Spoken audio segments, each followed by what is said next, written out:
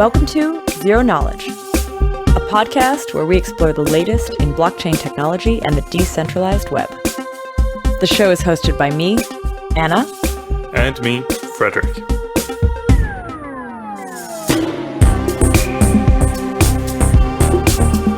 In this week's episode, I sit down with the guys from Beam to dive deeper into the MimbleWimble protocol to discuss the Beam implementation and look at how this protocol might be used in the future.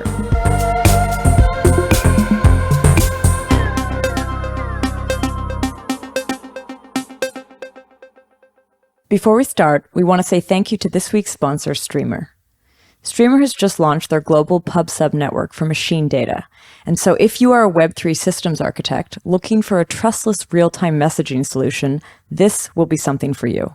Unlike a cloud-based data pipeline, the Streamr Network runs peer-to-peer in a system that offers a smart balance between high privacy and low latency, as well as MQTT support. They are currently looking for individuals and projects to join the network and jump in on this important and exciting research. If you want to start using it today, just visit streamr.network. There you can find additional material about what drove their design choices, as well as metrics and measurements about their network. For more on the Streamr offering, have a listen to an episode we did last year with one of Streamr's co-founders, Henry. So thanks again, Streamr, for supporting this podcast. And now here's our interview with the guys from Beam. So today I'm sitting with Alex and Alexander from Beam. Welcome to the show, guys. Thank you. Pleasure to be here. Thanks. This is not the first time that we have two Alexes on our show. I think with Matter Labs, we had Alex and Alex as well. Alexander, do you want to just say what you do at Beam?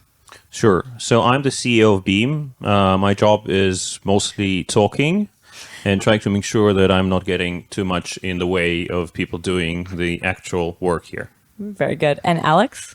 I'm the CTO of Beam, and my job is actually making sure that the people that are actually doing things are doing that uninterrupted. So, yeah, that's what I do. The general? Kind of. All right. So this is the second episode that we're doing where we dig kind of into the topic of MimbleWimble. We've done an episode with Daniel from Grin, and we talked about the way that Grin implemented MimbleWimble. But I think it's really cool that we get a chance to speak to you guys who are implementing it independently, and yet there's a lot of connection between these two groups and kind of back and forth and sharing of ideas and stuff like that. So I'd like to explore that in today's episode. But before we start in on Beam, I think even though we've covered roughly what MimbleWimble is in that episode, I want to kind of go over some of it again with you guys. But actually the first question I have is sort of like, what got you excited about MimbleWimble specifically? And maybe when did you find out about it? Sure. We found out about MimbleWimble more or less like about half a year after it was, it became like popular and used. Maybe some of the team learned about it on day one. And I think what's exciting about it is that it solves privacy right from the get-go. And it gives privacy without the scalability trade-offs that all other protocols that offer privacy on blockchain have. Are you thinking like Monero and Zcash? Yeah, Monero and Zcash, definitely. Okay. Yes. Because those protocols, and I'm talking very much in layman's terms, but they took the basic architecture of Bitcoin and added stuff onto it to hide the information.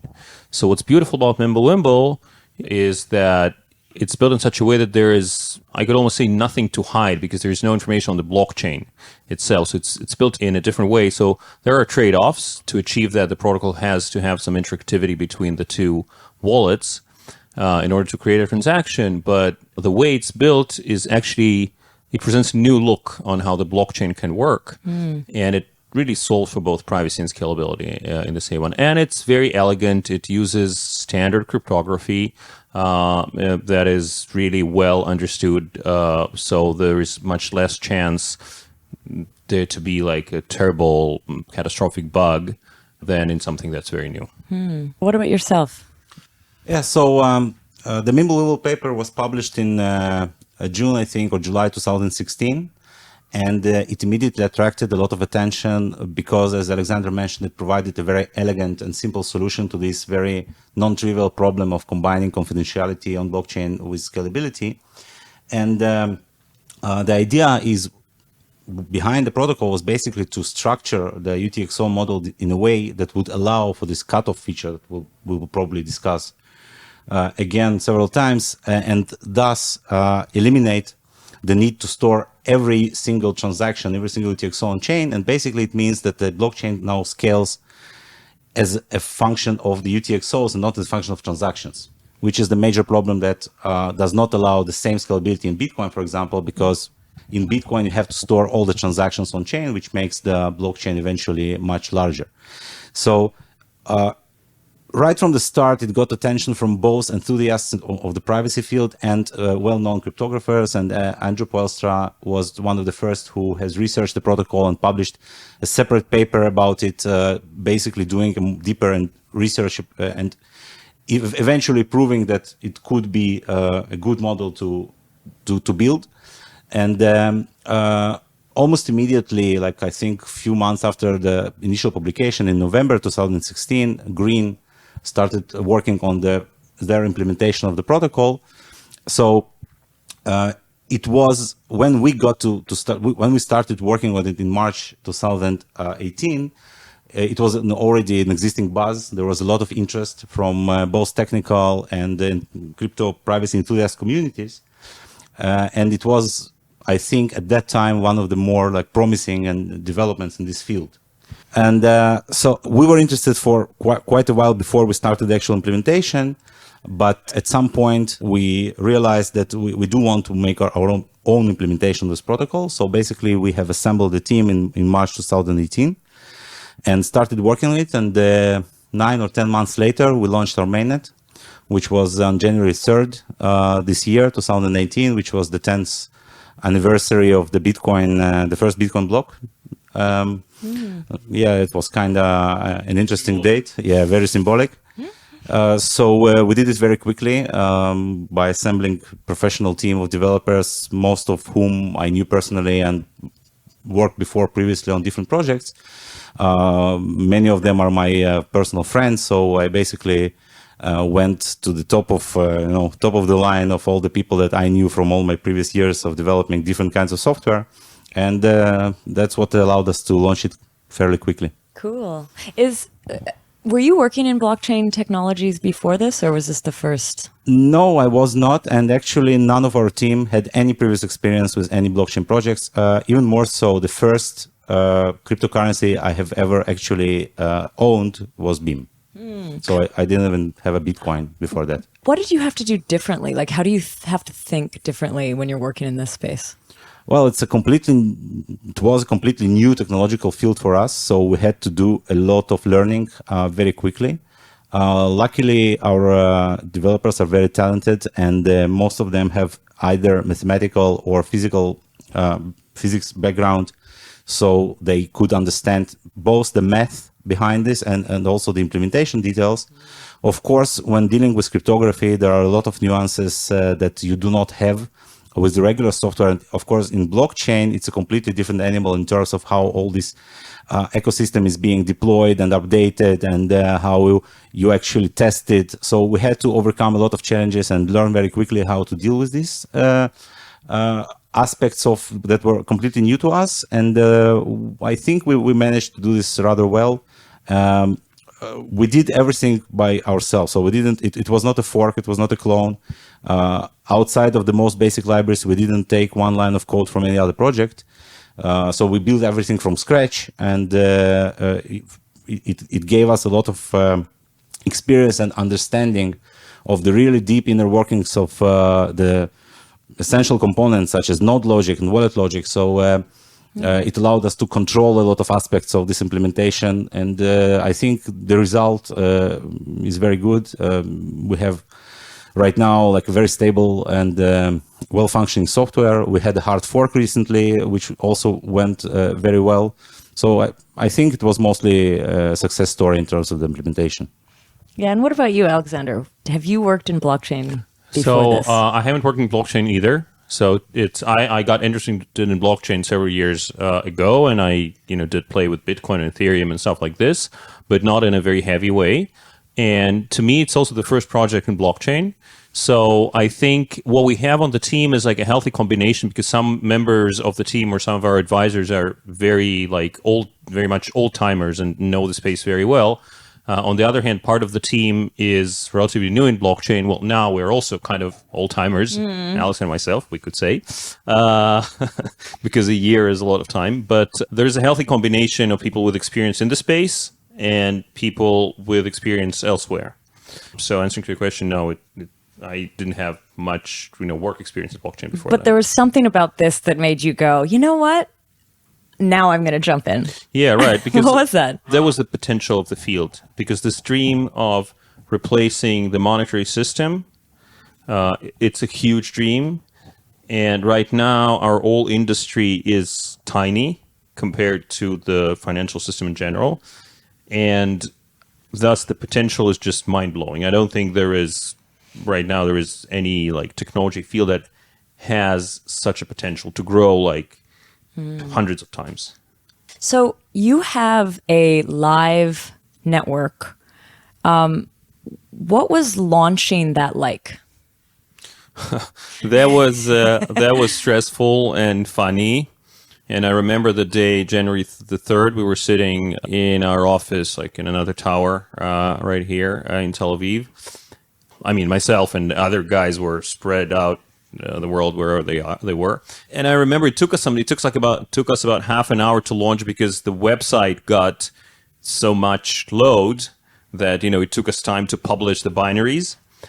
And there was one more thing. Before we launched, we were we had to set the network difficulty, right? Because you have to set the difficulty to some figure so that it kind of makes sense. And we were kind of debating internally, okay, how many GPUs are going to mine us? Maybe 3,000, maybe 4,000. So we set it initially at roughly around 10,000 GPUs, I think. And we thought, well, there's no way.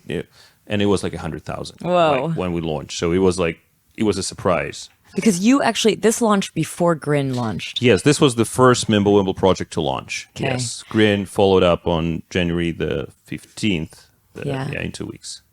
Wow. And so you got that, and that was right during the moment that there was a lot of eyes on this project. Yeah. Did anything break?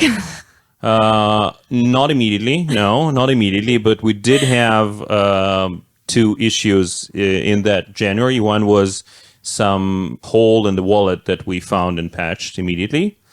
And another one was a pretty stressful event. It was a blockchain stop. The blockchain stopped. There was a certain condition of two UTXOs that were sent from two wallets with the same seed that somehow created the stop. But that was the second event, and we were already kind of better prepared to it, and we were communicating every half hour. So we fixed it in 3 to 4 hours. Okay. But it was still it was a stressful event. Since then, I don't think we had any issues, and I hope we won't. Although it's software, so you never know. So I kind of want to ask you a few more questions about the tech, taking from what you just described before. You mentioned something called a cut-through function. I actually don't know what a cut-through function is. Okay, so the whole idea behind MimbleWimble is to get rid of the Bitcoin script, which is the way the transactions are actually created in Bitcoin. In Bitcoin, it's sort of a condition. You should give this UTXO to whoever knows the secret of specific address. So MimbleWimble structures UTXO differently. By using this cryptographic primitive called the Pedersen commitment, it basically allows you to take several UTXOs and combine them together. So basically, in any transaction, like in Bitcoin or any other cryptocurrency, you have inputs and outputs, the coins you spend and the new coins that you create. The difference is that when you combine a lot of inputs and a lot of outputs together, so basically merge several transactions, you can eliminate all the intermediate UTXOs. The ones that you spent already are no longer relevant. Let me give you an example. Let's say I send you a transaction with some UTXO, and then you send it to somebody else, the same UTXO exactly. So if we just add together all these factors, you see that in the intermediate it falls out, because it's plus the input or minus the output. And this allows you to basically ignore all the intermediate information. And the only thing you're interested in is where this UTXO came from originally. And they all come from the blocks that mine them, so-called Coinbase reward. And then you are interested in who is the owner of this specific UTXO on this specific moment. And this is the only information that you actually need to store on the blockchain. And if you take this logic and you expand it to the entire blockchain, so basically all you get is these headers of the blocks, which prove two things. First of all, that the exact amount of UTXOs was created for each block, the mining reward, and the tree that it's called the Merkle tree, this data structure that holds all the UTXOs that are currently unspent. And this is the only information that you, as a new node in the system, need to download to start working and verifying it. So the cut-through is actually this process of compacting this blockchain and removing all these intermediate UTXOs that are no longer relevant. Is that something that's just in standard Bitcoin, or is this something that's really novel to MimbleWimble? This is exactly the novelty of MimbleWimble. This is exactly the elegant trick that it has this trade-off of having to give up on Bitcoin script. The Bitcoin script today allows for a lot of different interesting operations that you can do on the blockchain, and you kind of have to give it up in order to get this elegant structure that you can then compress.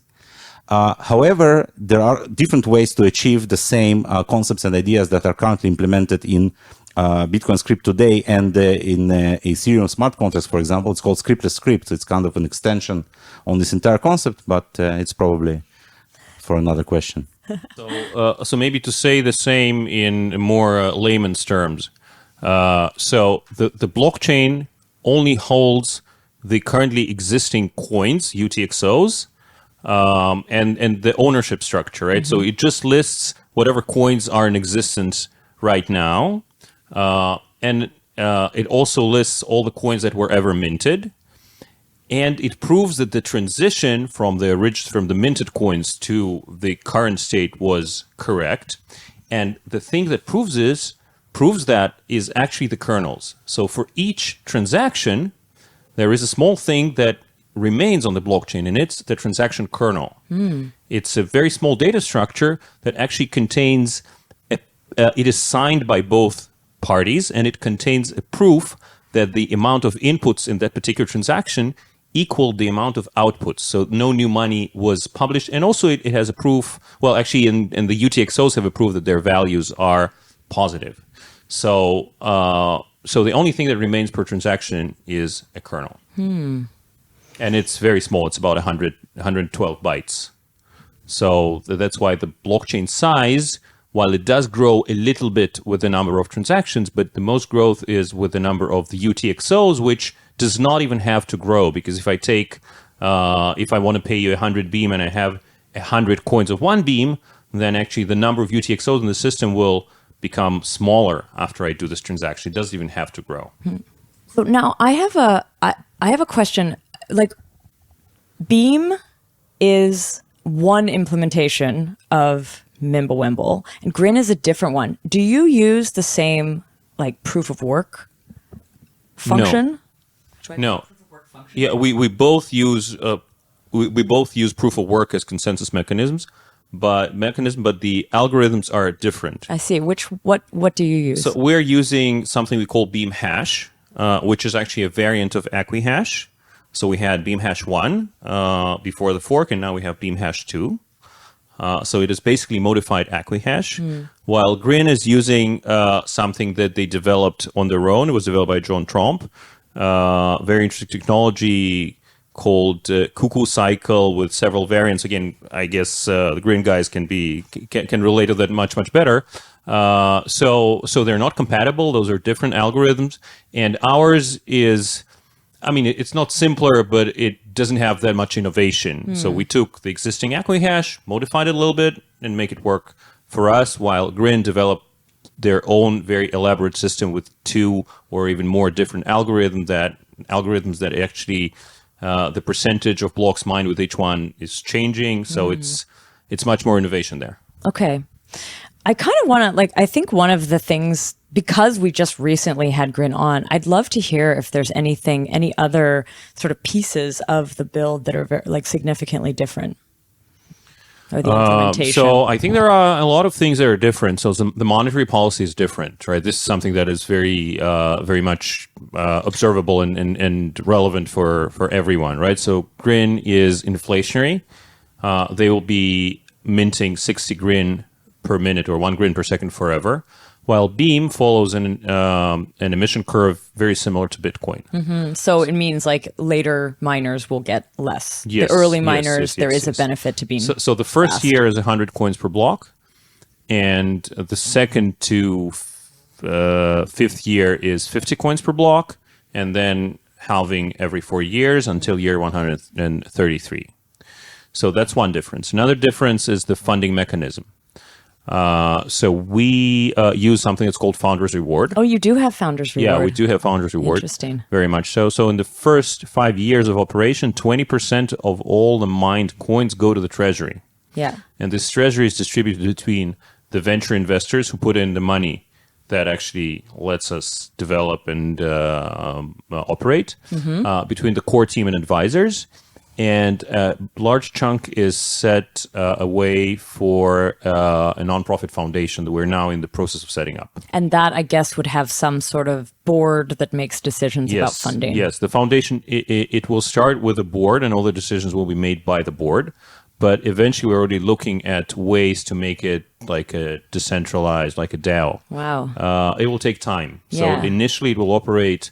It will be operated by the board in a consensus method, but still kind of centralized. Have you been, like, given that you also have a Founders Reward, have you been following the Zcash Founder Reward conversation closely? Yes, yes, we have. We have followed I it. mean, it's interesting because that question of like how a project funds itself, like personally, I find it more and more interesting, and I catch myself asking that to understand better what the plan is going forward. And I think in some cases the plan has been, we will pay our early developers in token. They will make a lot of money with that, and that is a motivation. That works to a level.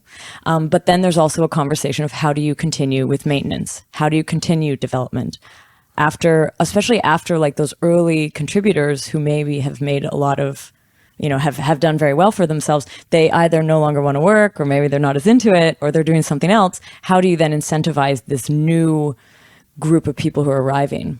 Because you can't necessarily promise the price will always go up forever. Yeah. So this is a challenge. This is a challenge.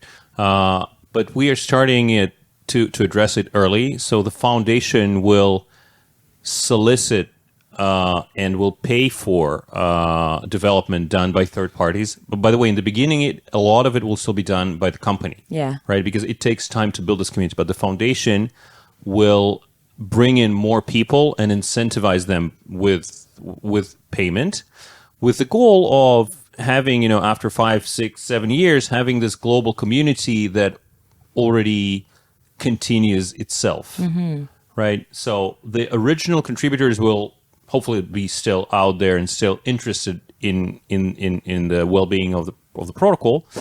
But our goal is to make their contribution smaller, our contribution smaller in percentage-wise with time. Also, the more we move forward, there will be less need for very fast innovation. Right, so it will be the speed of development will be much more relaxed.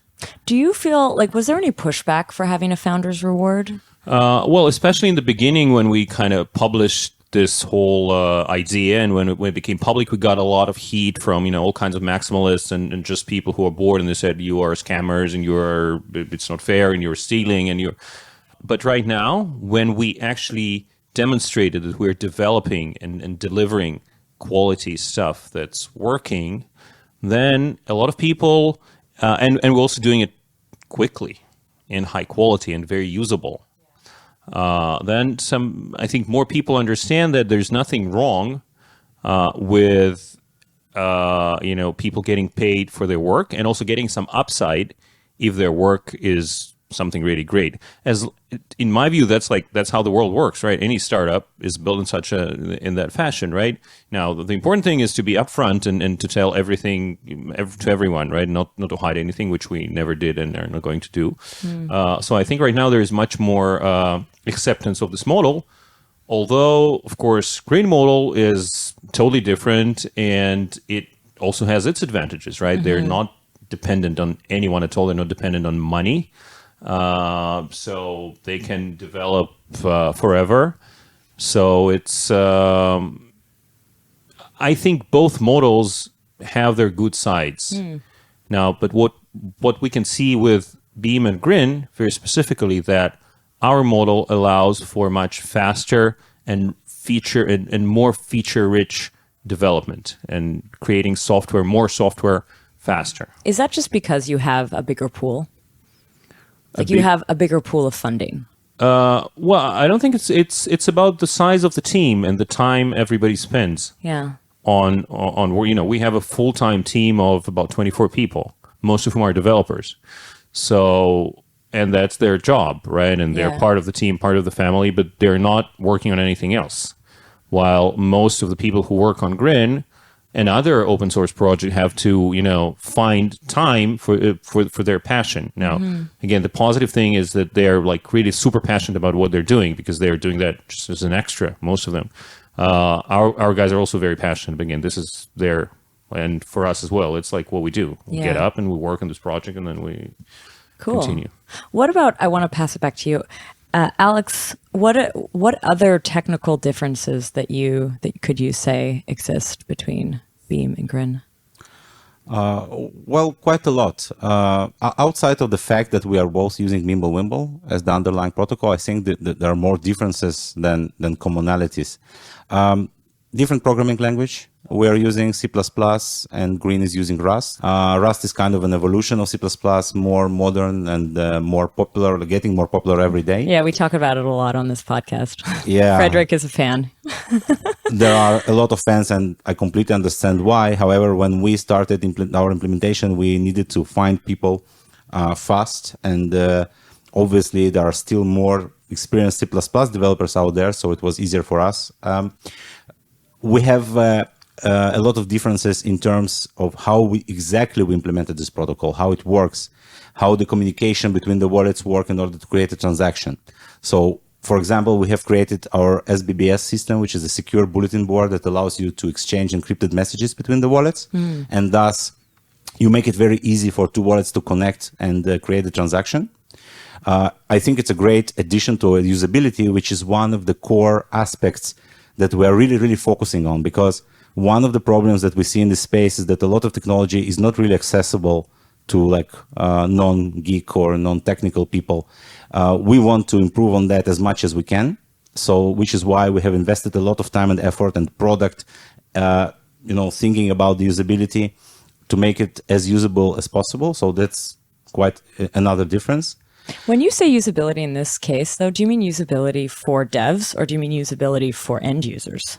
No, I mean usability for end users. Oh, wow. Yeah. Like at the wallet level. First and foremost at the wallet level, yes. Okay. We have developed wallets for all existing platforms. So our desktop wallets, they run on Linux, Mac, and Windows. And we also have 2 different mobile wallets for Android and iOS. So it's very convenient to use Beam from any device that you might have, which is very important for us. But also, thinking about how the wallet looks like, how easy it is to operate, how we try to hide some of the technical details behind, easy to use structures and features. So it's quite a lot of work because UI and UX is always very time consuming. So that's yet another difference. We have also had some additional, differences on the protocol level. The way we use Dandelion, which is the transport protocol that sends transactions and between the nodes. In general, in Bitcoin, for example, whenever a node receives a new transaction, it just immediately broadcasts it to all the peers that he knows. Oh, yeah. And this might allow for some very interesting timing attacks. When you're monitoring large amount of the network, you can try to figure out which was the node that originated the transaction. So Dandelion is a concept proposed by a group of researchers led by Giulia Fanti. And the idea is that you first send these transactions through a series of nodes, and only then you fluff it. It's almost like a mixer for messages. It's not exactly a mixer in a regular sense, but what it allows to do is to obscure and make the reconstruction of the transaction graph much more difficult. It's similar to Tor in some way. So the transaction is not immediately broadcast, but it goes through a series of nodes, and only one of them just sends it out to the wild. So it's very hard to trace the origin. Now, in addition to that, every node actually merges all the transactions that are coming to it to make it look like one big transaction. And if there's not enough transactions coming to it, it just in our case, this is also different from Grin, we add what we call decoy outputs. So as the transaction is traveling on this stem of this dandelion flower, it gets bigger, so it makes it hard to detect the original address or the source IP address, but also it kind of makes it much bigger with adding decoy outputs or other outputs, so it becomes harder to trace. Kind of as you describe a lot of these features, all of it is towards more privacy. Do you see Beam and MimbleWimble in general as just being purely privacy driven, or is there other benefits that come from this protocol?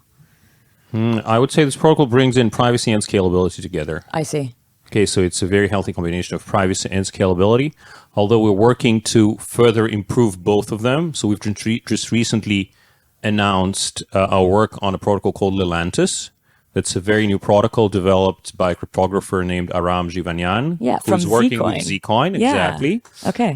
So we got fascinated with this technology, and we actually adapted it and published how it can be adapted to MimbleWimble, and we're looking to implement it to further improve privacy, and we're also looking for ways to improve the scalability as well. So cool. so again, MimbleWimble is both privacy and scalability, and at Beam we are trying to push the envelope, even further. Harder. Yeah. I want to ask sort of one more question on Grin, because the reason I think that there is a lot of, in this episode we've talked a lot about Grin. I think it's because, at least from where I was sitting over in Berlin, Grin somehow was like more visible early on, and so I wonder, how do you work a lot with Grin? Do you work together? Did you work together early on? I'm just curious about what the relationship is between the two groups. So I think we have established a very good, healthy working relationship. It's not that we are, developing in parallel or working together on a specific project, but we do have several groups and several discussion groups that are both, part of them are public, part of them are like in Telegram. We are sharing ideas and asking questions. And it's been working very well, at least for us, and hopefully for them. In some cases where there is some issue with a protocol or something we need to discuss, then it's because arguably those are only the two best teams in the world that understand MimbleWimble. Yeah. Right. So we share a lot of information. We share some future ideas. And I think overall we've built a very good and healthy relationship with Grin. Yeah, so of really course cool. there is a certain competition because we are two coins on the same protocol, but it's not a zero-sum game. Mm-hmm. And we think there is space for two or maybe even more currencies, but right now there are two major implementations, and we find it very beneficial. The opportunity to talk to and the guys there. Most of them are brilliant developers, so it's really a pleasure, and it's very useful, and it's good for all sides. What would a fork even look like in something like MimbleWimble? A fork? You mean like a blockchain fork? Yeah, like a hard fork. But say somebody wanted to fork one of these projects. So there are two senses, right? So one, like when you say fork, you can mean that somebody takes the source code and creates a new project, right? So this has already happened. There are, I think, about 10 different forks, most of them Grin's forks, but also a couple of Beam forks. Like there is BitGrin, which is Grin with capped emission. There is Grim, which is a Beam fork, and there are a bunch of others. So, and hopefully there will be more, because again, this tells us that, there's something interesting in this protocol. But none of them has reached, the stage that Beam or Grin are at. They're not that significant yet. I see. So, and this can be done, like anyone can do that. It's all open source, obviously, so it's not different from any other protocol. And that's a Genesis fork, so you start from scratch. Yes. So you just start. You take the code and start a new project. Now, if we're talking about a hard fork, that's something different. That's when you release a new piece of software that breaks the consensus, and then you want all the community to adopt this new software, because if they don't, then the network splits. Now, both Grin and Beam have done that exactly this summer. A hard fork. Yeah, they did their own in July, I think, and we did ours in August. In both cases, it was the change of the mining algorithm that was the most important, and I guess some other stuff. And it went well, because both of those forks were not contentious forks, right? They didn't hurt anyone. But we know that in some cases in history, some forks, if some people don't like it, then the network splits. So we were lucky, and everyone we know or we see converted to the new version. What is the miner community like in Beam? Well, in my view, miners are very professional people who calculate meticulously and just mine coins that make sense to mine. Although there is sometimes sentiment towards a specific coin, so we know that some of the miners are not just mining and selling immediately, but also holding. Alex, maybe you can correct me, but I don't think our miners are different from other miners. They might be different a little bit because we're a GPU mineable coin, right? It's not ASIC, so it's kind of probably different scale of companies. So our miners are a little bit smaller. There is much more pools and much more people who are mining at home through a pool. So it's a little bit more democratic. But in that respect, it's probably similar to any GPU mineable coin. Got it.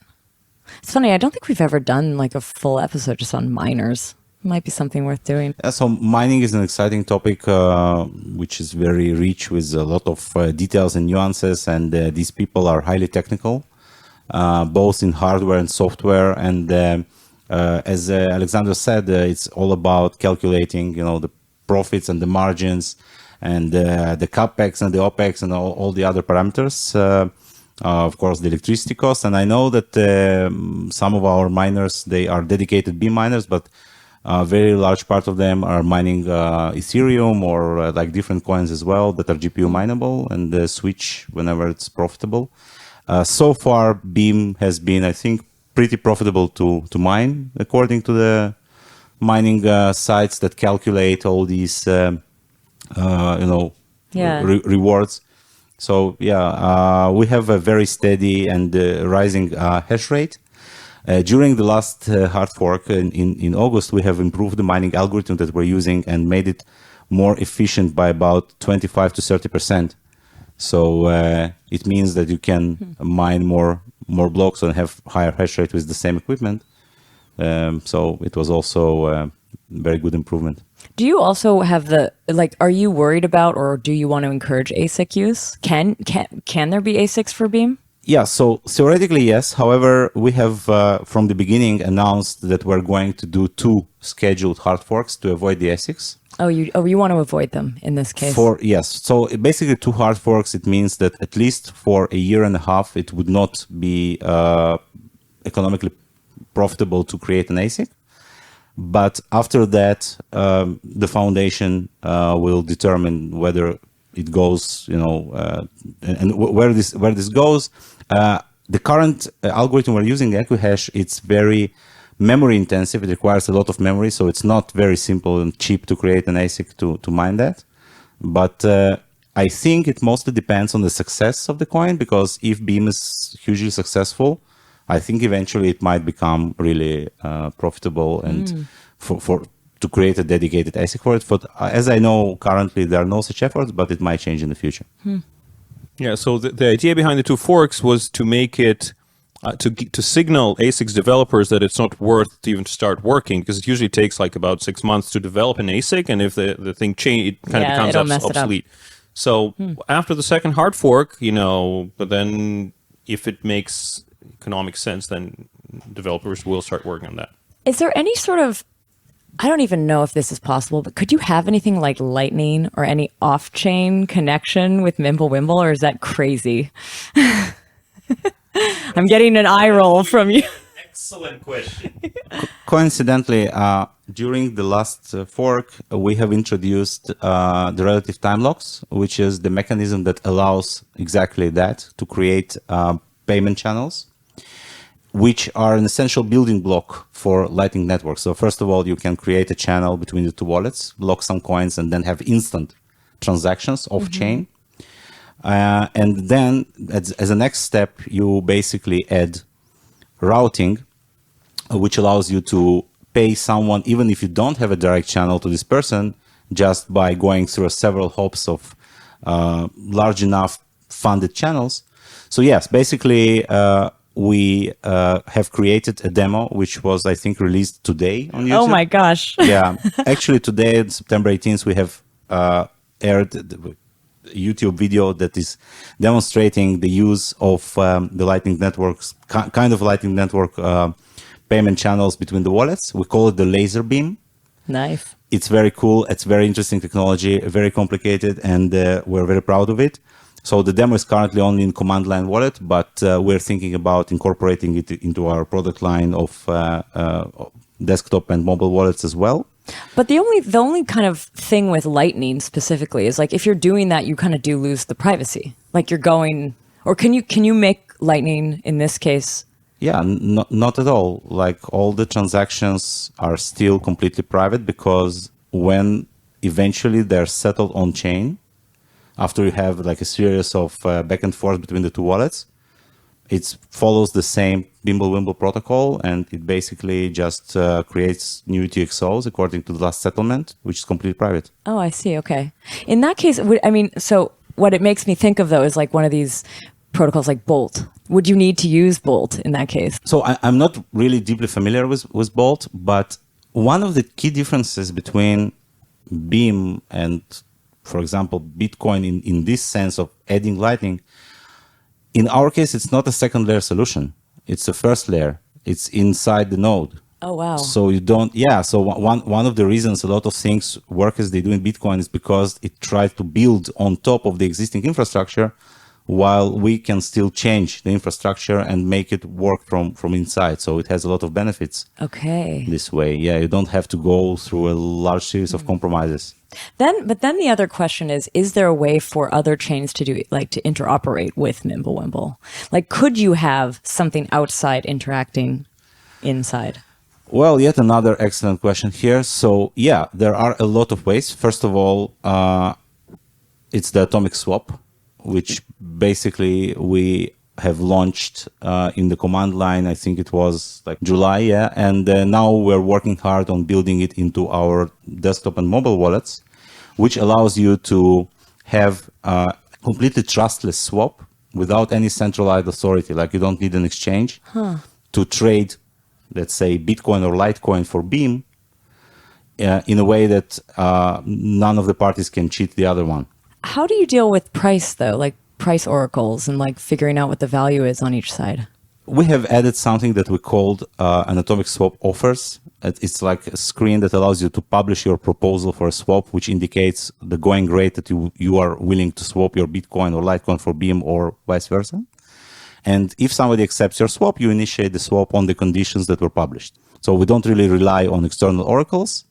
But of course, obviously, people will need to monitor the price to understand whether this specific swap is profitable or not. I see. And they'd have to be monitoring this somewhere else, like basically on. Yes, we are planning to add this feature into the wallet that will show you the price, the actual price from the exchange directly. But it's still in the works, and it will probably release a little bit later.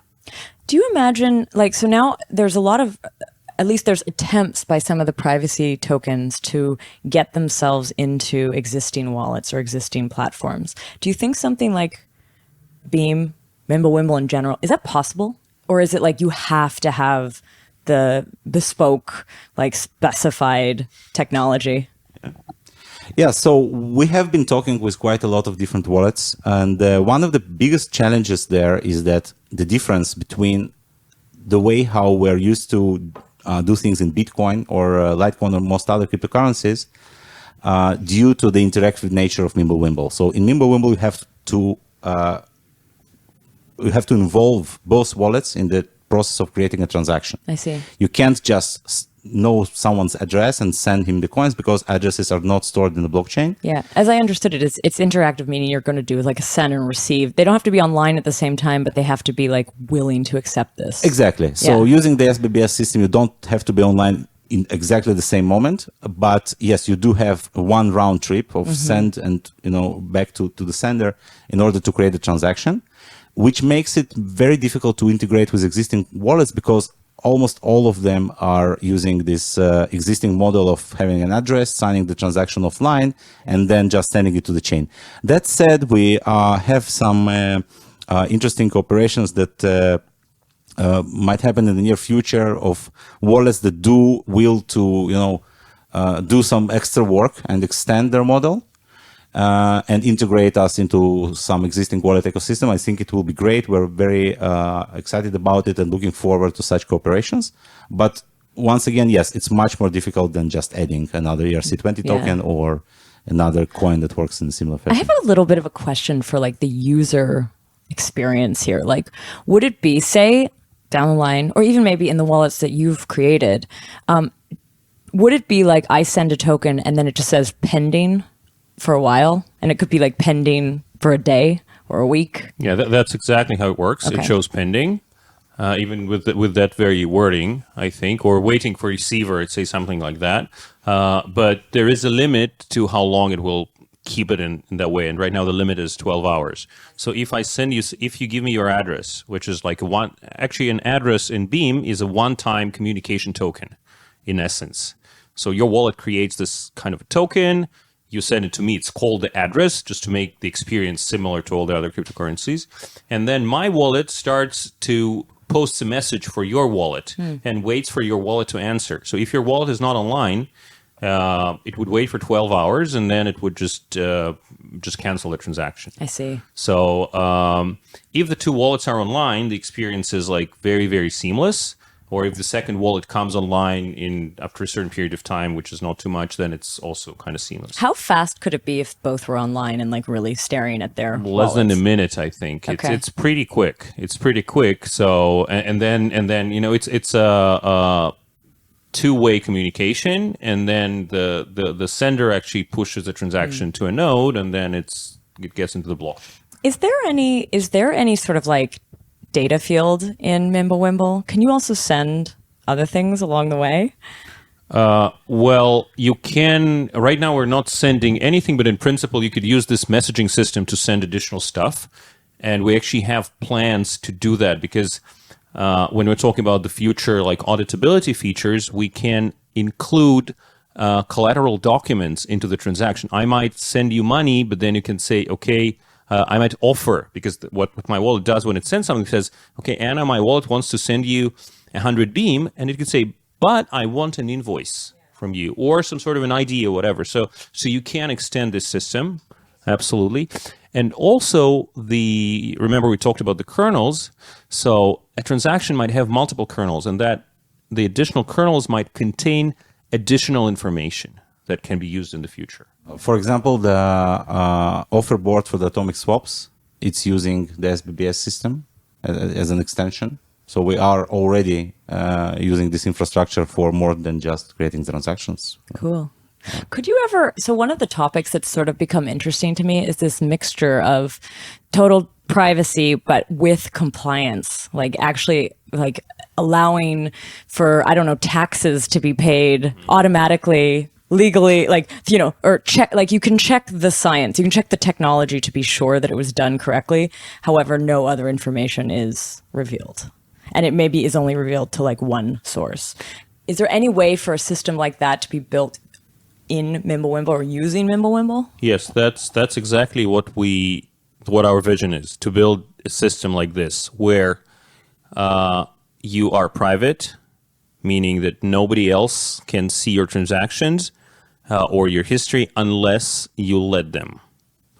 Okay, because the real privacy it also includes the ability to share information in a provable way, right? So that's eventually what we're building, and MimbleWimble is actually pretty kind of seems pretty good for that because it has this extensibility, but privacy is built in. So the vision is that all this additional information will be stored off-chain, but with kind of links to the blockchain itself, through storing hashes of all this additional information in kernels or something like this.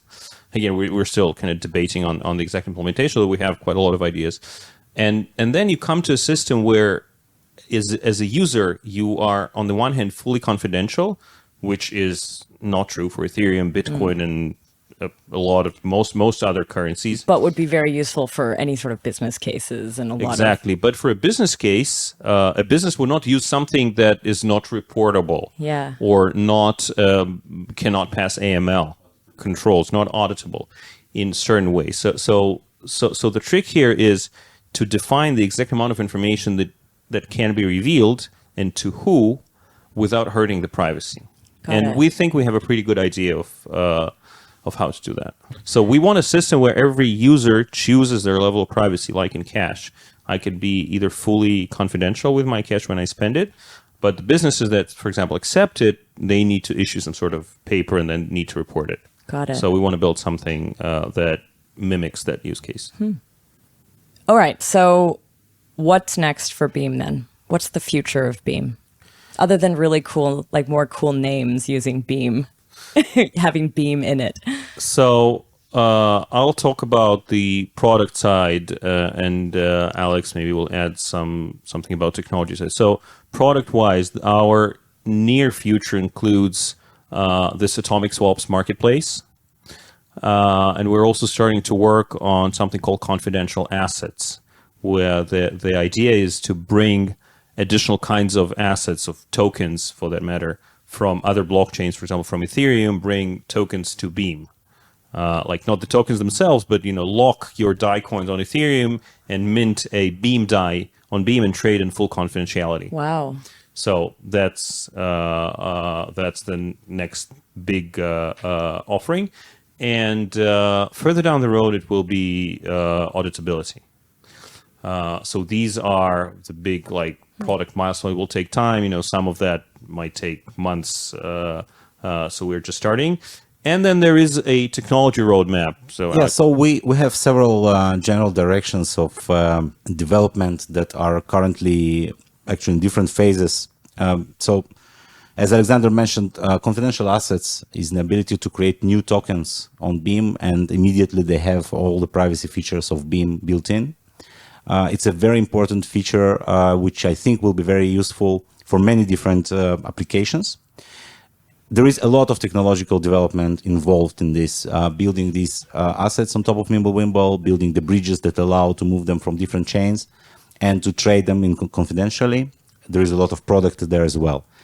Lilantus has a possible and very interesting improvement on the confidentiality. We're also starting research into other very interesting technologies. There is a lot of development going on right now in snarks, specifically trustless, snarks without trusted setup, which would be a huge thing. There is a lot of work by different organizations, and we are constantly monitoring the situation there because I think some of that might be relevant to us as well going forward. That was actually another one of my questions is will there be zero knowledge in this protocol? And it sounds like, if possible, Today we have a small piece of zero knowledge called bulletproofs, which we use to prove that the UTXO value is actually positive. Yeah. So we have some of that, but I think Lilantus also makes use of zero knowledge proofs, which are extended a little bit. But I think in the next couple of years, we will see a lot of developments in this field. Judging by previous experience, this field just exploded with interest from both practitioners and scientists. Mm-hmm. It's going to be fascinating, I think, so we're monitoring that. And of course, there is the usual technological roadmap, adding features like Tor and I2P integration. And we have a lot of plans on improving the wallets even further. We have to make the system more robust in the future, maybe extending these atomic swap functionality to support more coins. So yeah, a lot of things are waiting for us in the next year, I think. Very cool. All right. Well, listen, thank you so much for sitting down with me to do this interview. Thank you very much. Thanks a lot. It was a real pleasure. Great questions. Thanks for coming. I'm curious to hear where this goes in the future. So thank you again. And to our listeners, thanks for listening.